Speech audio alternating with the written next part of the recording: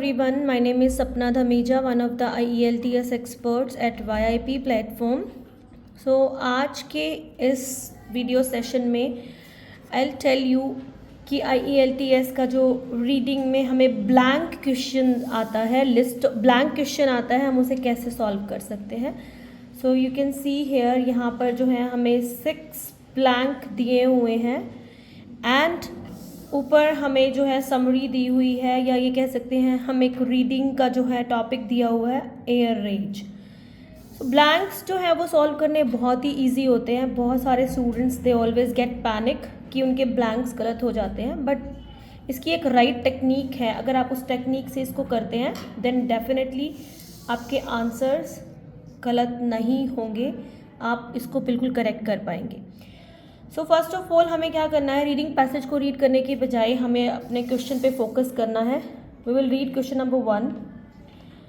The first time that a dash of air rage was recorded was in the 1940s, but the passenger was never actually charged for an offence.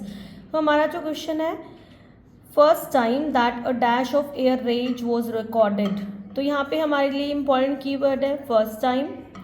यहाँ पर next keyword है recorded और अगला keyword है 1940s. तो जब हमारे पास ये कीवर्ड्स हैं तो इनकी हेल्प से हम इजीली अपने आंसर को फाइंड आउट कर सकते हैं. तो हमारे पास एक नंबर गिवन है यहाँ पर, सो हम नंबर को फोकस ज़रूर करेंगे कि 1940s यानी कि बिटवीन 1941 से लेकर 1950 तक कौन सी कहाँ पर कौन से ईयर, कोई भी नंबर वहाँ पर हो सकता है, 41, 42, 43, 45, 46, 47 एट्सेट्रा. सो अब आप यहाँ पर देखें, first time air rage was recorded and 1940s. One more thing आपको ध्यान रखना है इसके अंदर, वो ये है कि आपको सबसे पहले ये एनालाइज करना है कि आपको जो ब्लैंक है वो उसमें क्या ढूंढना है. आप अपने क्वेश्चन को 3 पार्ट्स में डिवाइड कर लें कि आपको उसमें सब्जेक्ट फाइंड आउट करना है, या verb agreement part find out करना है, या फिर रिमेनिंग पार्ट आपको फाइंड आउट करना है प्रपोजिटरी या फिर कंजंक्शनल सेंटेंस रिमेनिंग पार्ट आपको फाइंड आउट करना है. अगर आप इस तरीके को, इस स्ट्रैटेजी को फॉलो करते हैं then you can easily find out the answer. So सबसे पहले हम जाते हैं अपने पैसेज में कीवर्ड्स की तरफ. देखिए वेरी फर्स्ट लाइन में ही हमें फर्स्ट रिकॉर्डेड मिल गया है. कीवर्ड्स को अंडरलाइन करें. उसके बाद हमारा जो नेक्स्ट कीवर्ड था, हमें 2 कीवर्ड्स यहाँ पे मिल चुके हैं. हमारा पहला कीवर्ड था first time recorded, second keyword था, और तीसरा कीवर्ड था 1940. हमें 2 कीवर्ड्स यहाँ पर एक साथ मिल चुके हैं, the first recorded and then उसके बाद नेक्स्ट हम अपने नंबर को हिट करेंगे. यहाँ पर देखिए 1947, क्योंकि 1940s की बात की गई है, तो this is our second keyword. जब आपको कीवर्ड मिल जाते हैं दैट इट मीन्स कि मोर देन 50% वर्क आपने अपना कर लिया है. B relaxed. अब क्वेश्चन को दोबारा से अंडरस्टैंड करें, क्योंकि आपका जो आंसर है वो जो आपके कीवर्ड्स आपने फाइंड आउट किए हैं उन्हीं के अंदर कहीं पर गिवन है, not out of that. Be careful कि आपका जो आंसर है वो उन्हीं कीवर्ड्स के आसपास है. Now read the question. आपको क्वेश्चन रीड करना है, first time that a dash of air range was recorded. अब ये देखिए यहाँ पर हमें वर्ब दी हुई है इन द 1940, लेकिन हमें सब्जेक्ट पार्ट नहीं गिवन है. इट मीन्स कि हमें कोई नाउन ढूंढना है यहाँ पर. सो इट्स वेरी क्लियर कि आपको कोई सेकंड फॉर्म पे फोकस नहीं करना है, थर्ड फॉर्म पे फोकस नहीं करना है, आपको सिर्फ एक नाउन पे फोकस करना है. So first time dash of air range was recorded, कि कुछ पहली बार रिकॉर्ड किया गया 1940 में. So the first recorded case of N airline passenger turning seriously violent during a flight, a phenomenon now widely known as air rage, happened in. So क्या हुआ 1947 में? एक केस रिकॉर्ड किया गया. A case of N airline passenger turning. A case, किसका case? यहाँ पर हम आंसर एयरलाइन नहीं लगाएंगे, दैट अ एयरलाइन, क्योंकि यहाँ पे अ दिया हुआ है तो आप सोचेंगे कि एयरलाइन, बट वहाँ पर एन वर्ड भी नहीं है, तो इट वुड बी रॉन्ग. अगर कुछ स्टूडेंट यहाँ पर ए सोचकर और यहाँ पर एन सोचकर, इसको यहाँ पर एन सोचकर एयरलाइन लगा देंगे तो गलत है. रिकॉर्ड किया गया something that was a case, case किसका? An airline passenger turning seriously violent, किसी पैसेंजर का केस जो है रिकॉर्ड किया गया एक फ्लाइट के दौरान। A phenomenon now widely known as air rage, जो कौन से ईयर में हुआ था? 1947 में। So that would be our answer. First time that a case of air rage was recorded in 1940, but the passenger was never actually charged for an offence because there were no clear rules in the place to specify where to prosecute. उसके बाद हमें अपने next keyword पे जाना है। It was later dash that it would be the place to specify. It was later dash that it would be the country where the plane is registered. तो यहाँ पर हमारा जो कीवर्ड है it was later dash that it would be country where the plane is registered. यहाँ पे it was later dash, देखिए was है यहाँ पर, तो बड़ा क्लियर सा है कि भी हमें सब्जेक्ट दिया हुआ है, नाउन दिया हुआ है, प्रोनाउन दिया हुआ है यहाँ पर it was later dash. It means कि हमें was के साथ थर्ड फॉर्म फाइंड आउट करनी है यहाँ पर। It would be the country where the plane is registered, कि जहाँ पे प्लेन रजिस्टर्ड था। तो हमने कीवर्ड्स पे फोकस करना है अपने। What are the keywords? जैसे ही अब आपको दोबारा से आपको यहाँ पर स्कीमिंग स्कैनिंग मेथड जो प्रीवियसली मैंने अपनी वीडियोस में बताया आपको, just find out the keyword. Registration की बात कहाँ पे की हुई है? The country where the plane was registered. So this is the keyword, the plane was registered. Okay, so it was dash, और हमारा एक और कीवर्ड हमें गिवन है, that's like it was dash. So अब हमने दोबारा से क्वेश्चन को रीड करना है। It was later dash that it would be the country where the plane is registered. So कुछ लेटर किया गया, क्या? थर्ड फॉर्म आपको फिल करनी है, बिकॉज यहाँ पर वॉज लगा हुआ है। वॉज के एकदम बाद जो आपका वर्ब अग्रीमेंट होता है, यहाँ पर पैसिव वॉइस की सेंस आ रही है। It was later dash it would be the country where the plane is registered. So यहाँ पर मैंने अपने कीवर्ड फाइंड आउट किए थे, जहाँ पे मैंने the country where the plane was registered, इससे थोड़ा पहले हम पढ़ना स्टार्ट करेंगे। The man escape punishment because it was not then clear under whose legal control a crime committed on a plane was the country where the plane was registered or the country where the crime was committed. In 1963 at the Tokyo Convention, it was decided that the laws of country where the plane is registered take precedence. यहाँ पर फिर registration की बात हुई है, और जहाँ पे उसकी शुरुआत हुई, जहाँ से प्लेन रजिस्टर्ड किया गया, सो क्या चीज़ की गई बाद में? 1963 में at the Tokyo convention it was decided. देखिए रजिस्ट्रेशन की रजिस्टर्ड वर्ड जो है हमें दो बार मिला है पैसेज में। यहाँ पर पहली बार however the man escape punishment because it was not clear under whole legal control a crime whose legal control a crime committed on plane was the country where the plane was registered or the country where the crime was committed. In 1963 the Tokyo Convention it was decided 1963 Tokyo Convention पर it was decided the law of the country where the plane is registered take precedence. So क्या चीज़ हुई? कुछ decide किया गया, it was decided. So that was our question. It was later decided. What decided? That it would be the country where the plane is registered. So next question is that air rage has dashed significantly since this time, growing by staggering 400 from 1995 to 1998. So these are keyword है, numbers दिए हुए हैं, it's very easy to find out. Air rage has यहाँ लगा हुआ है, subject आपको given है, नाउन गिवन है air rage has, it means हमें थर्ड फॉर्म लगानी है, वर्ब लगाना है, वेरी सिंपल। वर्ब के बाद हमें एडवर्ब भी दी हुई है, वो adverb that tells more about the verb, जो वर्ब के बारे में ज़्यादा बताती है, that's called, these are called adverb. So air rage has dash significantly since this time, growing by staggering 400% from 1995 to 1998. सो आपने सिर्फ क्या करना है, फोकस करना है दोबारा से अपने कीवर्ड पर, जो एक नंबर है हमारे पास दो नंबर हैं 1998 एंड देन 1995, यानी कि हमारा जो आंसर है इसके आसपास ही होना चाहिए। बट रिमेंबर हमें वर्ब फाइंड आउट करनी है दिस टाइम, बिकॉज यहाँ पर हैज़ लगा हुआ है। हैज़ के एकदम बाद हमें थर्ड फॉर्म इम्प्लीमेंट करनी है, और इट इज़ नॉट नेसेसरी कि आपको जो आपकी वर्ब है वो सेकंड या थर्ड फॉर्म में ही दी हुई जा सकती है। आपको वर्ब खुद से, ग्रामर पार्ट खुद से चेंज करना है, right. You have to modify your grammar, you have to modify your verb according to the grammar. So air rage has dash significantly.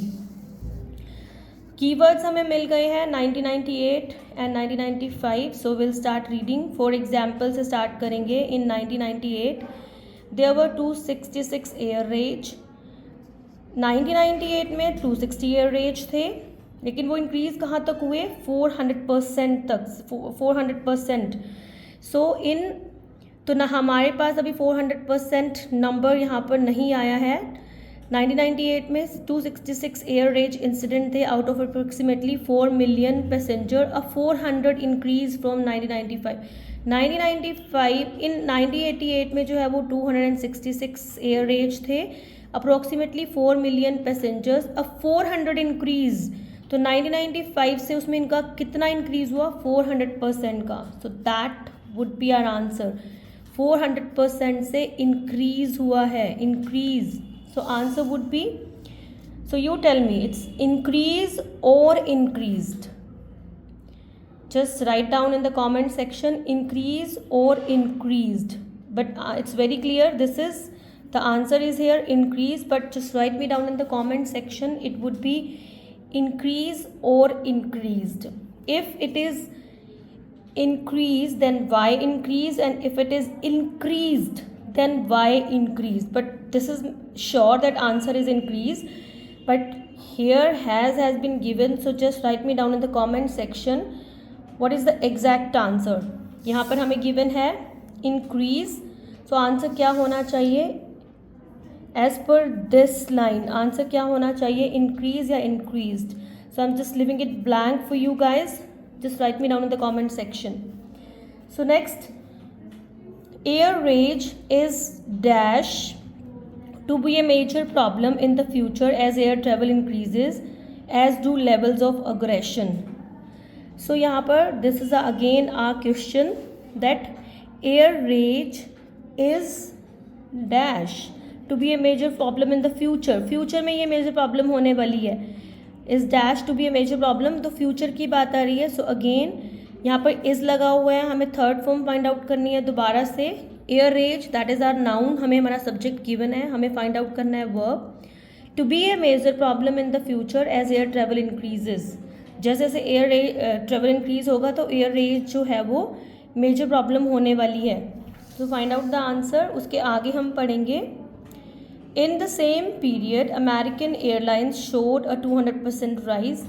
Air travel is predicted to rise by 5% internationally by 2010, leading to increased airport congestion. So क्या increase हो रहा है यहाँ पर? ये देखिए is predicted, but आप बोलेंगे कि हाँ तो air travel is predicted to rise की बात हो रही है, future की बात हो रही है, तो naturally हमें predict word आएगा, but यहाँ पर बात हुई है air travel is predicted to rise। लेकिन क्वेश्चन में तो आपके दिया हुआ है कि air rage is dash to be a major problem in the future as air travel increases, जैसे जैसे एयर ट्रेवल इंक्रीज होगा। सो आप बोलेंगे कि मैम यहाँ तो एयर ट्रेवल जो है वो air travel is predicted to rise हो रहा है, तो आंसर प्रिडिक्टेड है, इट्स श्योर। लेकिन एयर क्वेश्चन में आपके दिया हुआ है air rage is predicted to be a major problem in future as air travel increases. So आप एयर रेज से कैसे कनेक्ट कर सकते हैं? So this is the logic. आप इस पैरा को अगर रीड करेंगे, जब आप इस पैरा को यहाँ से रीड करेंगे, the frequency of air rage has expanded out of proportion to the growth of air travel. तो इसने कनेक्ट किया है कि एयर रेज की फ्रिक्वेंसी जो है वो कैसे एक्सपेंड होगी, जैसे ही एयर ट्रेवल का प्रपोर्शन ग्रो करेगा। इट मीन्स जैसे एयर ट्रेवल हम ग्रो करने की बात कर रहे हैं, तो सिमिलरली एयर रेज भी ग्रो हो रही है। So this what is our answer. Connect इन्होंने इसे किया है यहाँ पर एयर ट्रेवल से। Air travel is predicted to rise by 5%, लेकिन जैसे जैसे एयर ट्रेवल इंक्रीज़ होगा वो पॉसिबिलिटी है, तो वैसे वैसे एयर रेज भी इंक्रीज़ हो रहा है। तो answer would be air rage is predicted to be a major problem. और यहाँ फ्यूचर की बात हो रही है तो predicted is the best suitable word. यहाँ पे थर्ड फॉर्म हमें लगानी है क्योंकि इज लगा हुआ है। अगर आपके वर्ब से पहले is, am, are, has, have, had, अगर इस तरह का एक्सिलरी वर्ब दिया हुआ है तो आपका जो आंसर है वो थर्ड फॉर्म में होगा। आपको वर्ब अग्रीमेंट लगाना है यहाँ पर। नेक्स्ट है हमारा question, angry dash can put everyone in danger including the pilots, the crew and the other passengers with some form of dash। so angry कौन, यहाँ पर angry जो है हमें मेंशन किया हुआ है, so श्योर है हमें यहाँ पर नाउन फिल करना है।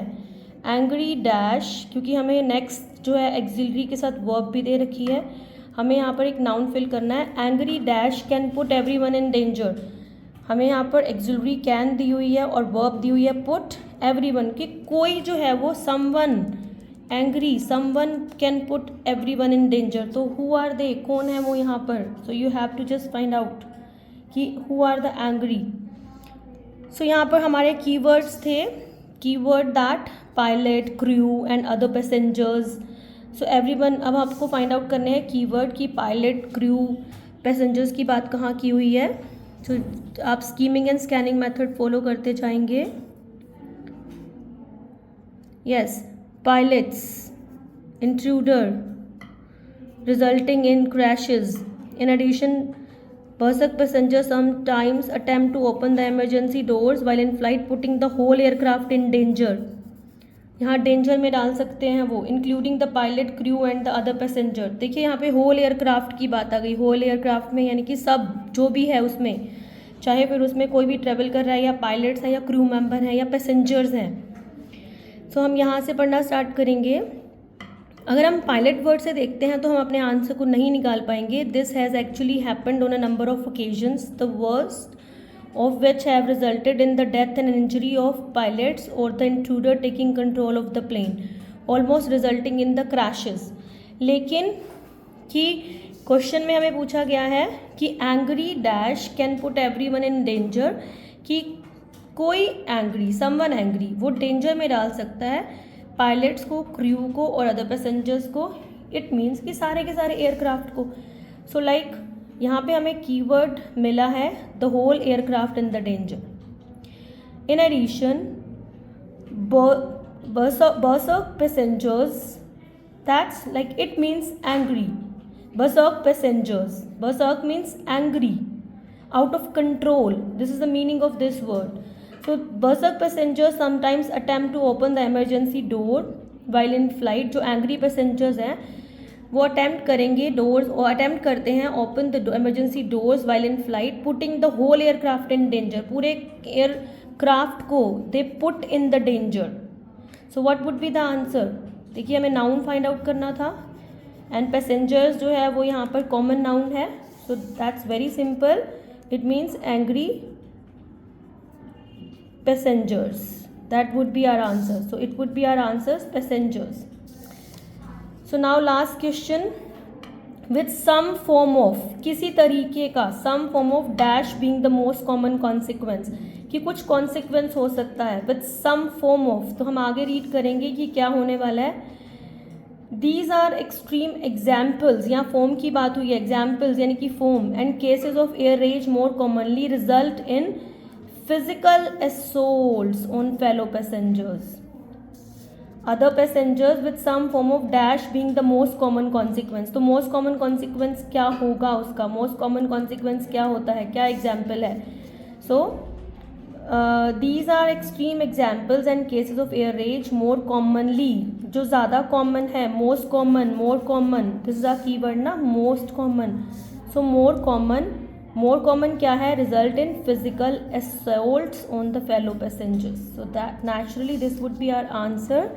what's that। अब हम यहाँ पर physical assault लिखें या assault लिखें, this what is a question। अगर आपको ब्लैंक में वन वर्ड के साथ आंसर दिया हुआ है तो आपको सिर्फ कंपल्सरी वर्ड लिखना है, और अगर आपको 2 या 3 वर्ड्स की इंस्ट्रक्शन है तो आप 2 या 3 वर्ड्स में लिखें। अब यहाँ पर हमें वन वर्ड जो है फिल करना है, सिर्फ और सिर्फ वन वर्ड, तो हमें कंपल्सरी वर्ड ढूंढना होगा। क्या हो सकता है? फिजिकल असोल्ट्स में फिजिकल या असोल्ट्स, कि एक फिजिकल असोल्ट हो रहा है। फिजिकल असोल्ट यानी कि फिजिकली उन लोगों को चोट पहुंच रही है, फिजिकली उनको प्रॉब्लम हो रही है, तो क्या वर्ड इंपॉर्टेंट है? So I am just leaving for you. Physical one word fill करना है। अगर हमें ऑप्शन होता कि 2 वर्ड्स फिल करने हैं तो हम दोनों वर्ड लगा देते हैं, physical assaults. So now you guys write me the answer in the comment section कि आंसर क्या होना चाहिए, फिजिकल असोल्ट या फिर only assaults. Just write me down कि हमें वन वर्ड लिखना है, तो what the compulsory word, physical या असोल्ट्स, इन दोनों में से कौन सा वर्ड आएगा? I am leaving up to you, just write me down in the comment section. I hope you understood this. Thank you so much. See you in the next video. Thank you.